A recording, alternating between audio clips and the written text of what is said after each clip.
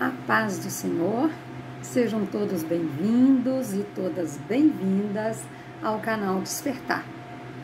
Eu sou Alessia Diniz, para quem não me conhece, e eu estou sempre muito radiante, muito feliz por você escolher estar aqui conosco.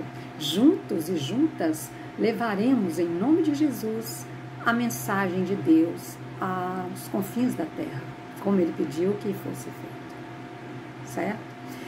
Nós estamos no segundo vídeo de uma série que eu iniciei com vocês sobre a soberania e a fidelidade de Deus. E nós estamos vendo como a Bíblia sobreviveu durante tantos ataques, tantos séculos e séculos, porque tem que se cumprir o que o Senhor Jesus diz na palavra dele. Tudo passará, céus e terra passarão, mas a minha palavra, esta não passará. Nós falamos no primeiro vídeo sobre a infinito surgimento de teorias que tentam explicar a existência humana, tentam explicar o nosso surgimento, o planeta Terra, tem coisa demais.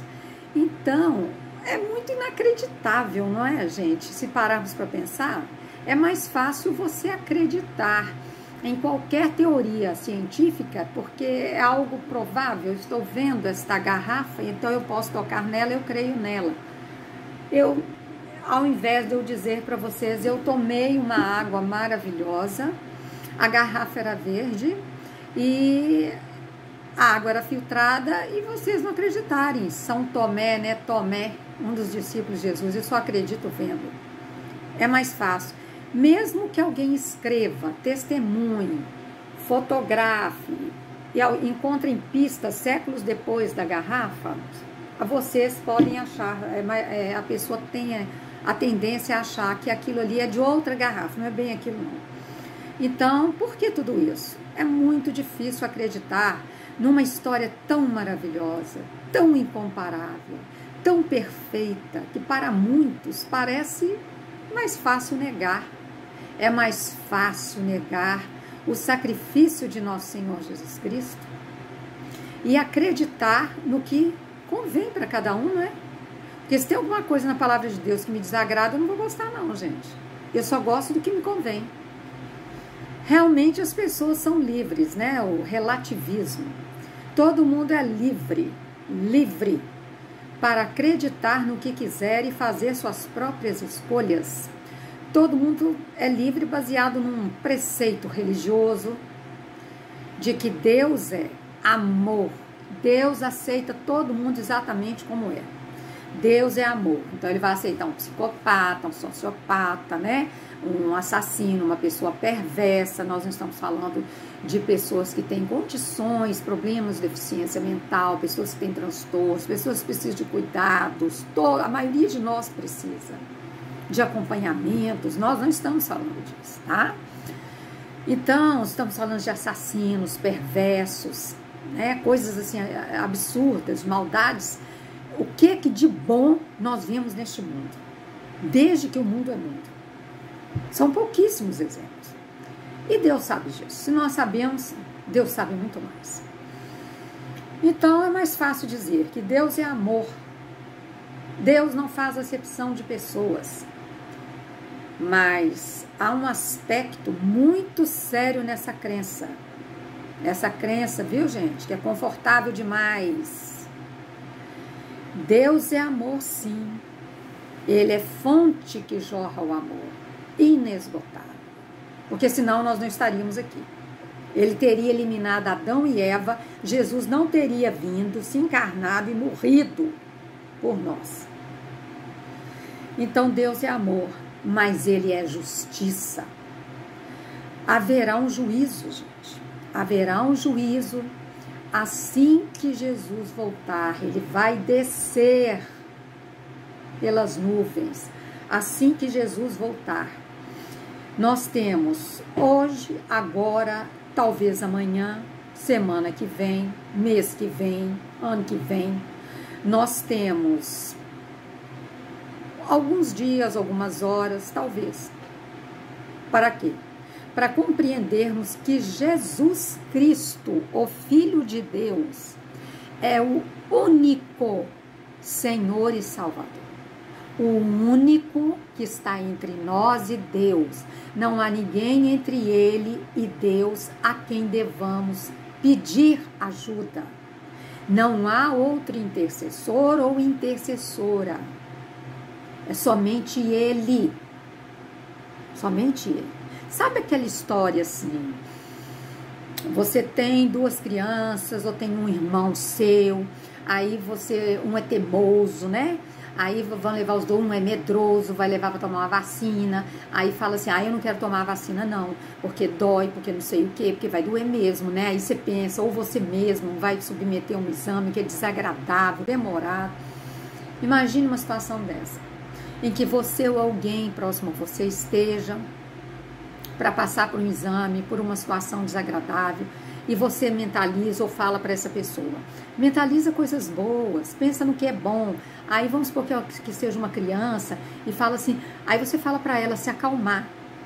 Eu vou dar para você um sorvete, você vai passear depois, você vai se divertir depois, para a pessoa fixar aquilo na mente dela, ela esquecer aquele momento doloroso que ela vai passar. Porque ela vai ter um prêmio depois. Ela vai ter uma alegria, uma satisfação depois. É dela a vitória, ela conseguiu. Eu passei isso com uma filha caçula minha, que tinha pavor de agulha. E eu falei, meu Deus, essa menina não toma uma vacina, como é que ela vai fazer um exame de sangue? Eu falei, isso é pior. Aí fui falando pra ela, trabalhando. Ai, mãe, você vai me dar isso, você vai me dar aquilo. Por quê? A criança, não é que... Aí você vai dizer simplesmente, você tem que ir lá tomar a vacina. Tá, ela tem que ir, mas você pode acalmar essa alma e dizer pra ela os benefícios. É para o seu bem. Como é que uma coisa que vai me doer é para o meu bem? Jesus passou por isso. Como que uma dor daquela, uma vergonha, um sofrimento, uma crueldade daquela. Por mais que alguém sofra, ninguém nunca sofreu nem vai sofrer como Jesus. Quem ouviu a história, quem conhece a história, quem já buscou conhecer os fatos, nós temos muitos historiadores que podem nos comprovar isso, que estiveram junto com os apóstolos, com os conhecidos dos apóstolos, com Jesus, tá? Então, voltando à nossa historinha, nossa analogia, você leva a criança para passar por aquele exame difícil, a criança vai mentalizando, pensando naquilo que ela vai ter de bom. Depois que passa tudo, ela não recebe nada, ou o outro recebe a mesma coisa que ela, a mesma glória que ela, o mesmo agrado que ela. Então essa criança diz, mas espera aí, eu fiz tudo, eu sofri,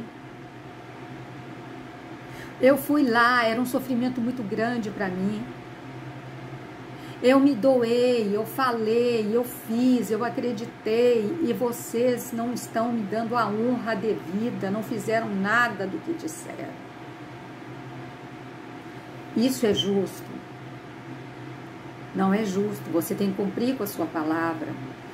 E as honras, a premiação é para quem merece. A Olimpíada não recebe quem merece. Vocês viram aquele remador? Gente, aquilo estava numa agonia. A pessoa vai remando, eu não sei muito o nome dos atletas, não. Remando, a pessoa lutando, a Paralimpíada, aquela luta. Já pensou no final a pessoa não recebeu o prêmio? A honra que ela merece? Você dar a honra para a mãe dessa pessoa? Que é a mãe que criou ele, né? Não, gente. Eu crio minhas filhas. Vocês criam seus filhos, sobrinhos, netos.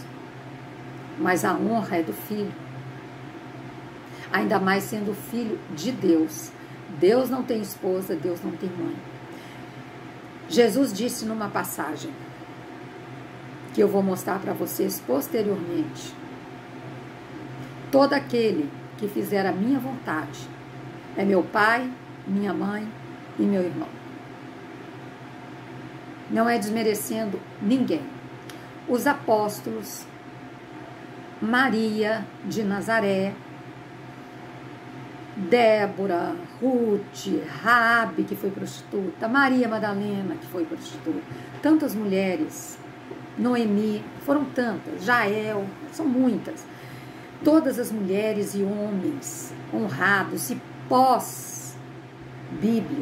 pós-Evangelho, pós-Sagradas Escrituras, que lutaram para a Bíblia chegar até nós, são pessoas virtuosas que terão seu galardão, como cada um de nós terá. Mas a glória e a honra é de quem sofreu. Eu não acho justo, não é? A minha menina foi e eu prometi para ela, se eu vou te dar o sorvete, eu vou te levar para passear. Ela ficou toda feliz. Ela se sentiu reconhecida e valorizada, compreendida no seu sentimento e na sua doação. Jesus não precisa de sorvete. Ele é amor. Ele se doou. Agora ele é juiz também. E o julgamento vai acontecer. Aceitar Jesus como seu único Senhor e Salvador é compreender, é aceitar que ele, aceitar a verdade de que ele é o único que morreu e ressuscitou ao terceiro dia. Alguém sabe me apontar mais alguém que tenha feito isso? Ressuscitou ao terceiro dia e está à direita do Pai. Deixou o Espírito Santo aqui na terra, que é o nosso Consolador, e que vai voltar, somente ele, todo olho verá, é o que a palavra de Deus diz. Jesus descendo do céu, somente ele. E lá nós encontraremos todos os que foram santificados e justificados. Nós somos considerados santos e justos quando cremos que Jesus é nosso Senhor e Salvador e passamos a viver de acordo com as leis de Deus. Ele é o único intercessor. Não há outro nome a quem devamos nos recorrer. Nós não precisamos, procurar ninguém. Uma vez um pastor me disse: se você pode falar com o pai, pode falar com o filho, por que você vai procurar um vizinho? Você tem o filho que está ali, que é o Filho de Deus. Você tem o Pai, que é o dono de tudo. Você vai falar com um terceiro? Não tem. O terceiro é o Espírito Santo. É a Santíssima Trindade, que está conosco. Nós falamos com o Espírito Santo de Deus. Nenhum outro mortal tem poder. Nunca teve. Estão todos mortos, enterrados, aguardando o julgamento final. Nunca houve nenhum santo. Não há um justo. Nenhum sequer. Todos foram servos e servas a serviço da vontade de Deus, assim como nós devemos estar. Tenho aqui uma passagem de Romanos, localizei aqui, Romanos, capítulo 10, versículos 10 a 12, e depois temos 23 a 26, que diz: como está escrito, não há um justo, nenhum sequer, não há ninguém que entenda, não há ninguém que busque a Deus. Todos e todas que já existiram se extraviaram e juntamente se fizeram inúteis. Não há quem faça o bem, não há nenhum só. Porque todos pecaram, todos que já existiram, todos pecaram e destituídos estão da glória de Deus, sendo justificados gratuitamente pela sua graça, pela redenção que encontra-se onde? Que há em Cristo Jesus,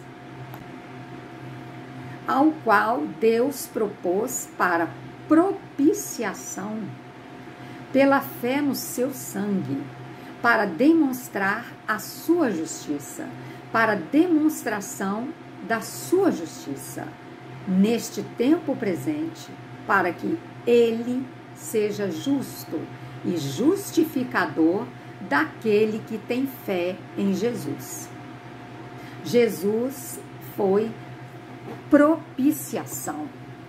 Ele foi feito pecador sem nunca ter pecado.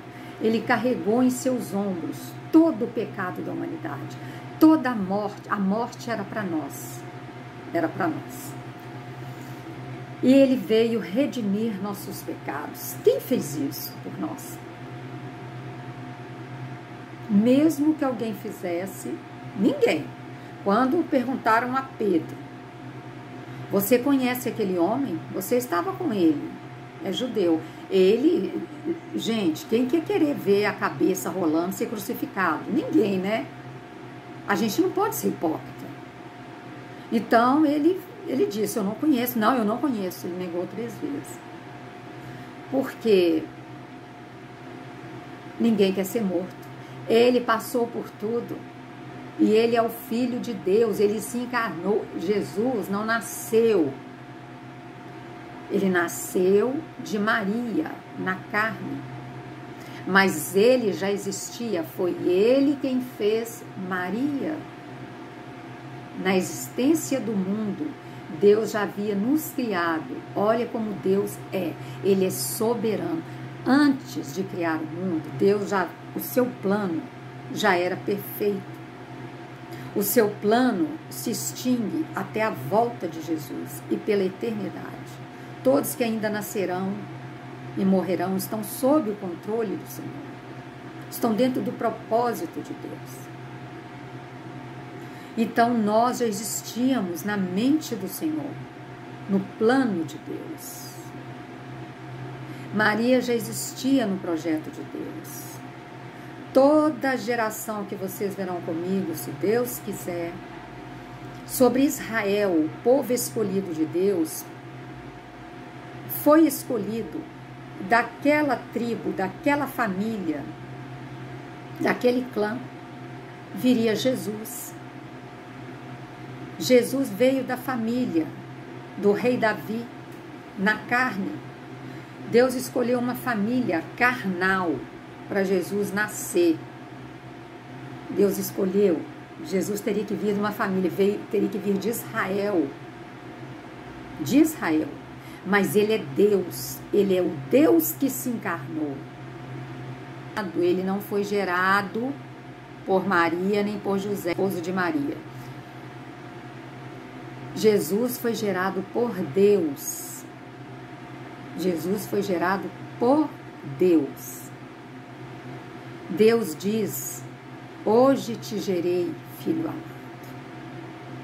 Coisa linda, gente. Eu hoje te gerei. Porque Jesus já existia, já estava com o Pai. Deixou o trono, a coroa de rei, para botarem aquela coroa de espinho. Então ele é o merecedor de toda a honra e toda a glória. Somente ele tem poder. Por isso que nós, crentes, oramos assim e falamos para vocês. Como ele diz, tudo que pedirdes ao Pai em meu nome, ele vô-lo concederá. É em nome de Jesus, não é em nome de ninguém. É em nome dele. O Pai se diminui e exalta o Filho e o Espírito Santo. O Filho se diminui e exalta o Pai e o Espírito Santo. O Espírito Santo se diminui e exalta o Filho e o Pai.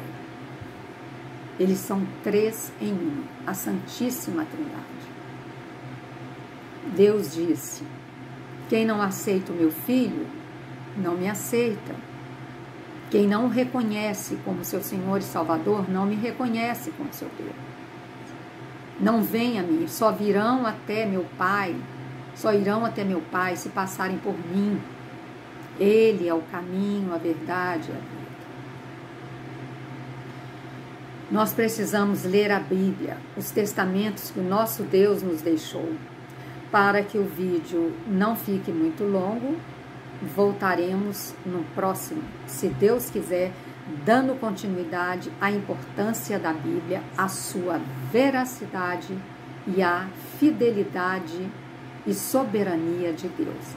Shalom.